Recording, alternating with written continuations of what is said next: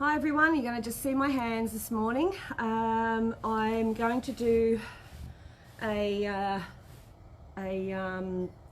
demo on some applique. I'm using a batik fabric that I have, so I'll wait for some people to join in and I'll get started shortly. So while I'm waiting, I'm just going to cut some stabilizer.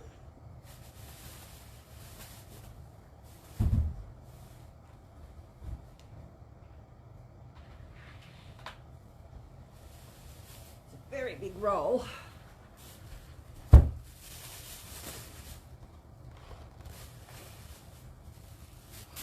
So I can see about 5 people at the moment, so I'll just wait a little bit longer. See if we can get some more people on board. Say hello when you're on, so I know you're here.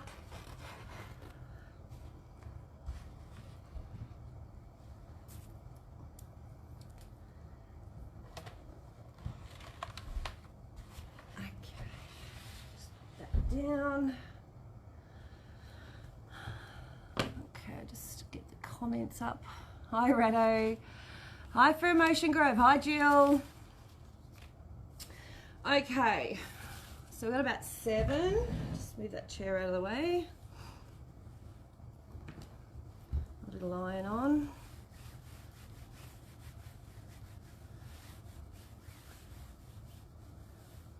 About as good as it gets for me with ironing. Okay, you can see a few more people popping up.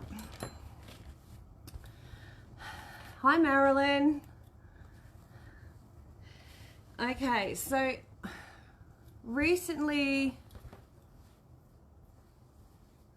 I just got a message. It's all right. Is that tearaway or leave-in stabilizer, please? That was tearaway. So I'm going to tell you exactly what I'm using. So I am using a product called Fix, and it's $9 per meter. It's Fix Light. I've had it folded up in bits and pieces like this for ages. It doesn't tend to come off like some of the older products like Fix and some of the stuff you get at Spotlight and that. So it seems to be a better product, I find. And this is your fusible webbing. Hi Stella, hi Pat. Now I'm also using just a white piece of cotton, 100% cotton. I have a small pair of scissors and a pair of tweezers if I need them, but I don't think I will. I have my mini iron next to me, a little beaut, and I've got it on dry, no water. I'm also using another product. It's a Matilda's Own, and it's a 2-way tearaway, so it tears one way and then the other. I'll get it right, like that, so that when I want to get it out, it's much easier. Hi Brenda, how you going? Now, I've also got some batik fabric that I think is just gorgeous, but a lot of people look at and go, what would I use it for, other than a backing? So I thought I would show you. I'm going to do some fussy cutting, so we're going to keep it very simple. I'm just going to cut out roughly around this baby.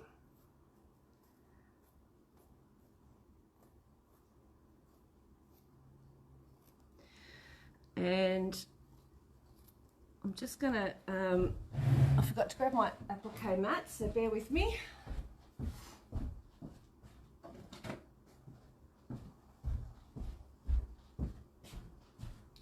So I'm also using an applique mat as well. And this product I stock, and it's a Matilda's Own applique mat, and they're only $35 and they're in stock at the moment. So what I then do is I grab my mat over the top of everything. I've got my Fix, Fix or whatever, Fix, sorry, Fix. And I turn that over, not that it's got a right and a wrong side, and I lay it down here. Now you might think I'm going to get all this glue over the top of my applique mat, but the beauty of these applique mats is that it will only let the glue go as far as the fabric. So I'm just ironing it on. press and hold for a few seconds just to get it to stay in place. And I can peel it straight off, and the glue is not on here. There's no glue on there at all. The glue is still on here, and I can, if I want to, peel it off when it cools down. There we go. I can peel that off.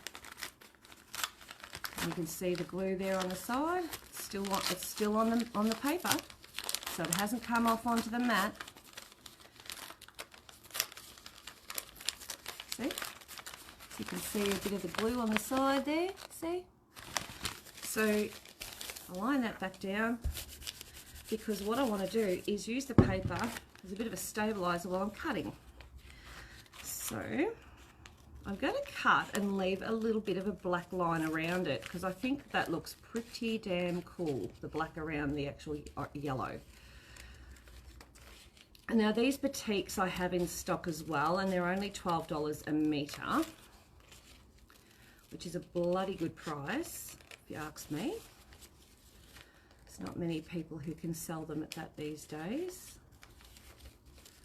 I'm just going to cut that excess away because it's annoying. So I'm just cutting, leaving a bit of a black. So it creates like a little black line around it, which means that it's not going to disappear onto my white fabric.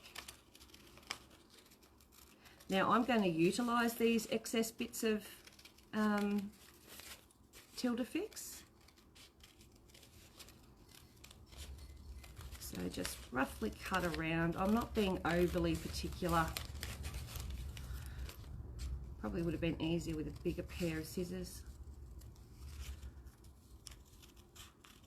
If you've got any questions, please feel free to ask. The irons you can get, they're about $65, and they are available at Statewide Sewing Centre. They have them in Ballarat there. They can post them out to you, or I can get them for you. So that's my first one. Okay, so then I'm going to grab another one, because they are different sizes, see? So I'm going to grab another one here, probably the bigger one there. Just gonna slip in around there, and I'm going to cheat a little, and I love cheating. Oops a days, cut around him too close. That's okay, we will work that in. So I'm going to cut around here just roughly, and you can see I've just accidentally cut the edge off that, but I'll make that work. All right, now rather than waste this, I'm going to just pull that bit of black off there, put that to the side, just holding the side of the Tilda Fix. And I love this product because you don't waste anything, whereas some of the others you can't do this with because it'll just fall off. So it's starting to fall off now because I'm really giving it a hard time. But in saying that, it's not really going anywhere. Excuse me. So I'm going to turn it over, and I'm going to place that down, and I'm going to iron it down. I'm going to place that one there. Trim that off there. Iron that there.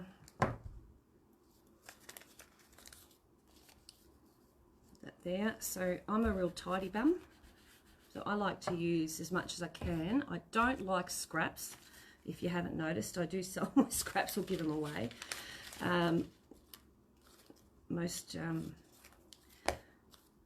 But there are some people who do love scraps because they use them in everything. But when it comes to the other stuff that we use with our sewing, I actually like to be a bit frugal. Off topic, do you have any illuminated thread needle threaders in stock? No, waiting on them to come from Statewide. Okay, so I haven't ironed it very hard, so I'm just going to pop it down so it doesn't come off on me. A bit longer.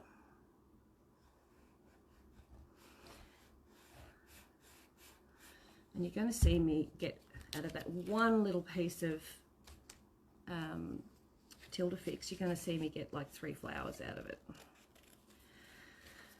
So now I'm going to cut around, and the paper acts as a bit of a stabilizer while I'm cutting too, and that's the nice thing. That's why I like to leave it on. Some projects I do take it off, and I'll actually take it off and iron onto it. So like take it off like a sheet, put it on the fabric, and then iron my fabric down onto it. That's just a bit of a different technique. Not doing that today because that will freak you all out.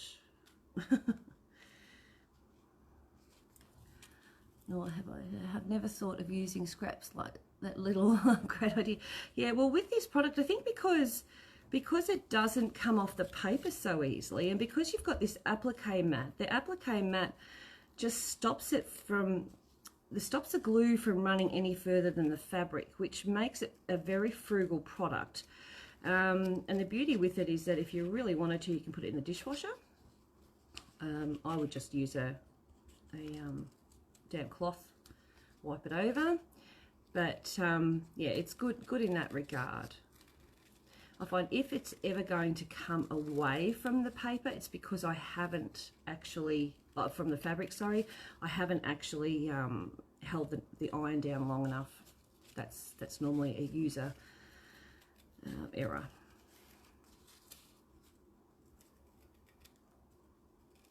Been a very reliable product to me for years.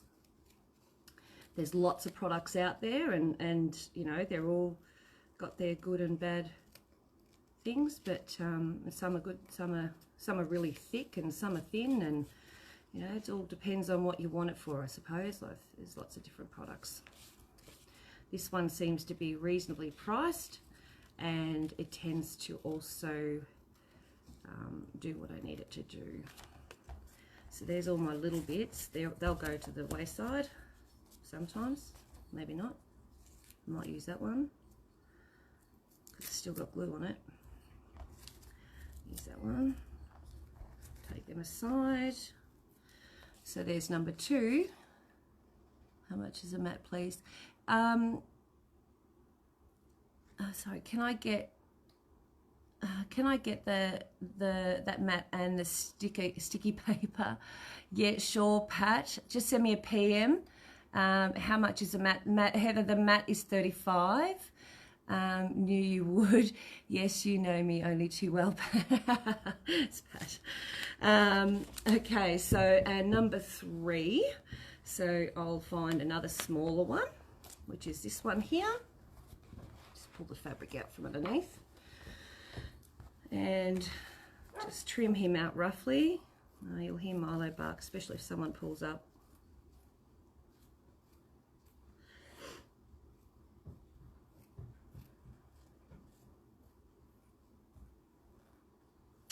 So that's the last. I'll have a mat, please, and some of the paper. Heather, sure, absolutely. Because I'm doing a demo, I can't really write it down. If you could send me a quick PM with how much of the Tilda Fix you'd like. And or if you would like some of the two-way tearaway as well, which I'm going to demonstrate when I start sewing. Would you see me use them upside down then? It's a bit crazy. Just fold that one over.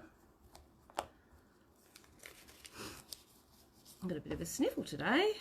I've noticed the hay fever's come in, or the sinuses started to come in. It must be that time of year, I suppose.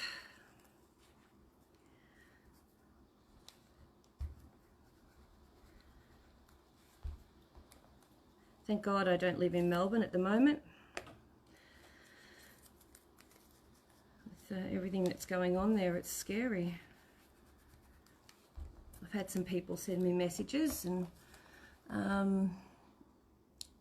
making sure that I'm still okay. Okay, so I'm just going to iron that down a little bit longer. So the reason why I'm doing 3 is because I used to be a florist, and I think, of course, that's where the flower thing comes from. I do a lot of flowers and a lot of native stuff. So I think when we used to make arrangements, it'd always be an odd number. So we never used to do 2 or, you know, 4 or 6. It'd be always 1, 3 or 5 and so on, up until, you know, 10, 12, and then after that it can be any number. So it just seems to be a thing that I've taken with me. I was a florist for about 15 years. Had my own business in Melbourne, up in Briar Hill, which is near Eltham. Nice little area. And now my apprentice, who was at the time my apprentice, owns my business. She bought it off me when I sold it. I've had babies, and here I am.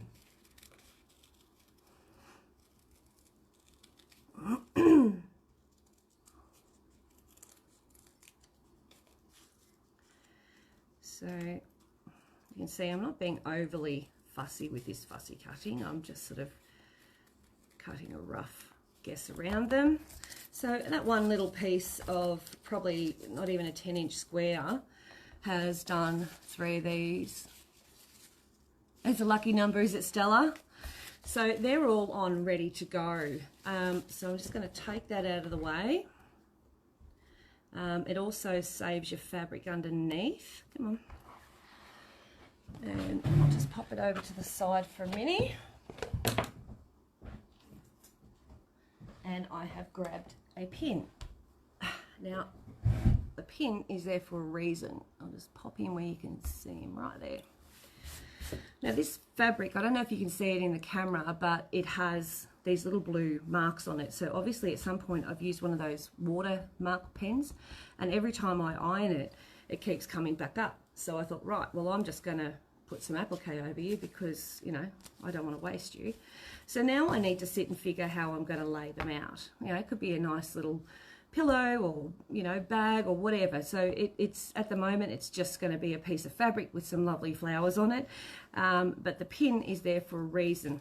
So I turn the fabric over and I score the back of the glue paper, or the Tilda-Fix paper, and that allows me to tear that off without trying to turn over these tiny little bits like this, like doing these things. Then you can't get the corner. So score it, fold, grab the tear if you can. It's a bit small, that one. There we go. Grab the tear. Once you've got the tear, it'll all come off. That one there might just need a pin under it, just to lift it. Maybe not. Being small little pieces, they can be a little bit fiddlier. There we go. And that one there, score, and get them off. This is when tweezers come in handy. I only ever try once to lift it without scoring. So if I try like that and it doesn't work, so that one's coming off. Let's has it got glue on it? Yep, no, it's good, it's coming off without it. And if it doesn't work first time, then I just score it. I'm not wasting time fussing with it. Yeah, that's one. Score that.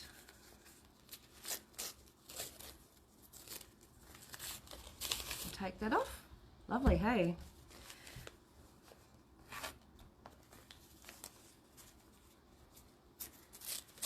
Take that off. Sometimes you're lucky and it all comes off in 1 or 2 goes.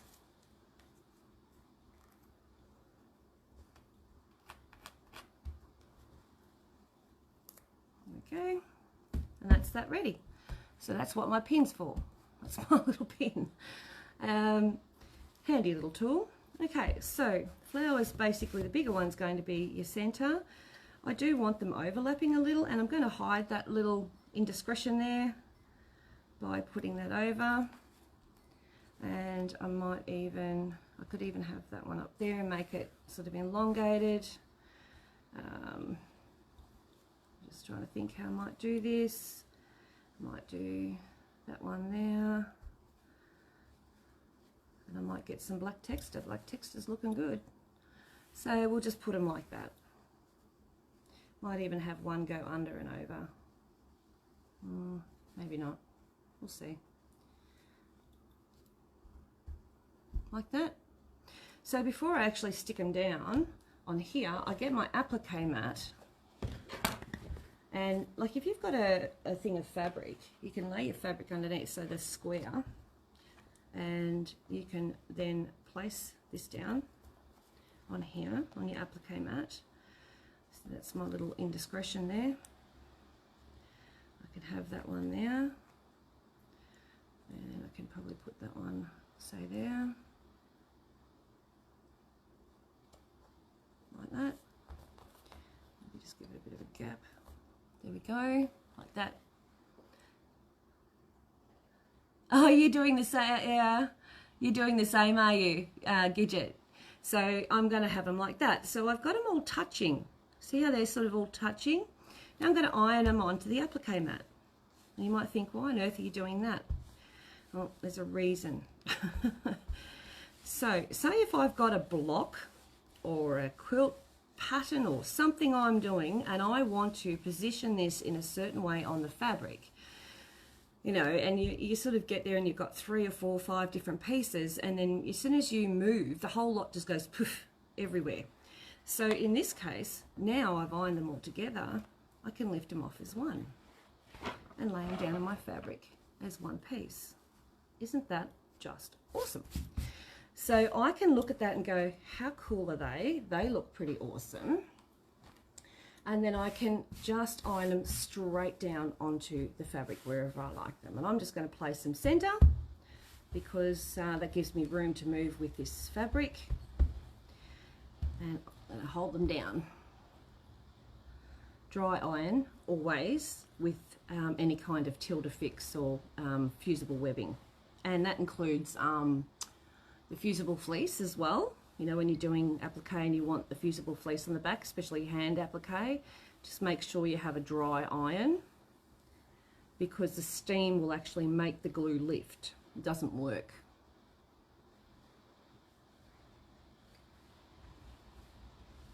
How cool is that? It's awesome.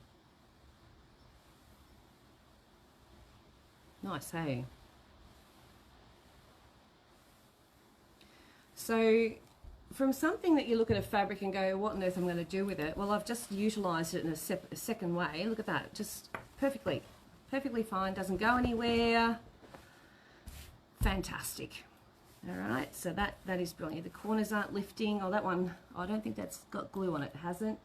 So I'll find a little bit of paper with glue on it. So I told you I'm a tidy bomb. So let's find that. Put that under there. I'm going to get my mat. Oh, don't want to knock the screen over. Place it over the top and hold it down. Because I don't want the glue coming out onto my iron and I don't want it going on my fabric. So the mat will stop that from happening. So there we go. It's got a bit of glue on it. Nice.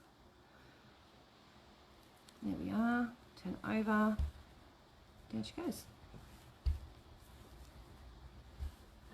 Okay, that explains what I did wrong when I used the last gave up on it.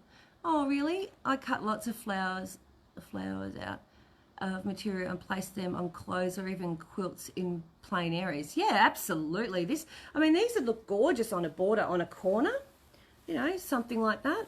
Gorgeous. Place them all up and down the border. Okay, so the next thing we're going to do is get this stabilizer, which I've been tearing at, so it still work. And I'm going to place it underneath.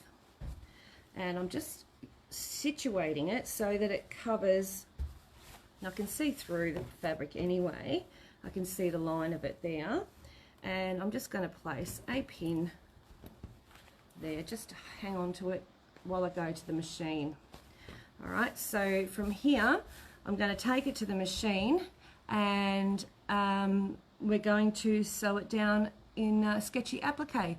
So give me give me a couple of minutes, about 5 minutes, and we'll start again with a new video on the actual Sketchy Applique. But this is getting applique onto fabric, and I'll see you in about 5-10 minutes, and I'll have a new coffee and we'll be ready to go. Okay, see you soon.